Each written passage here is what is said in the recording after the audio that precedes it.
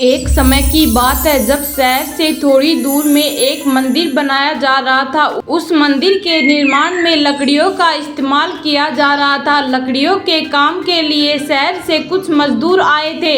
एक दिन मजदूर लकड़ी चीर रहे थे। सारे मजदूर रोज दोपहर का खाना खाने के लिए शहर जाया करते थे। उस दौरान 1 घंटे तक वहां कोई भी नहीं रहता था। एक दिन दोपहर के खाने का समय हुआ तो सभी जानने लगे।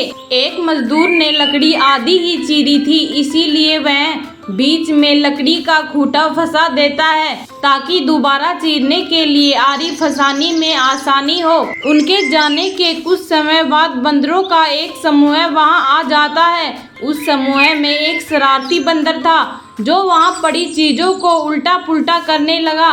बंदरों के सरदार ने सभी को वहां रखी चीजों को छेड़ने से मना किया। कुछ समय बाद सारे बंदर पेड़ों की तरफ वापस जाने लगे तो वह शरारती बंदर सबसे बचकर पीछे रह जाता है और उधम मचाने लगता है।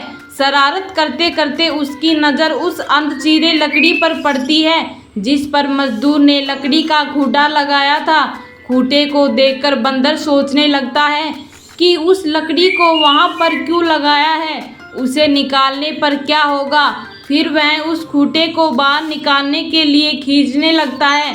बंदर के अधिक जोर लगाने पर वह खूंटा हिलने लगता है और खिसकने लगता है, जिसे देखकर बंदर खुश होता है और जोर लगाकर उस खूंटे को निकालने लगता है।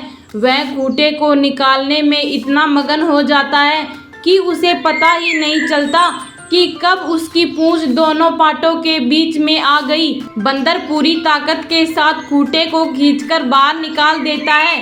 खूंटा निकलते ही लकड़ी के दोनों भाग चिपक जाते हैं और उसकी पूंछ बीच में फंस जाती है। पूंछ के फंसने पर बंदर दर्द के मारे चिल्लाने लगता है और तभी मजदूर भी वहां पहुंच जाते हैं। उन्हें देखकर बंदर भागने के लिए जोर लगाता है तो पूंछ टूट जाती है। वह चीखते हुए टूटी पूंछ को लेकर भागता हुआ झुंड के पास पहुंच जाता है।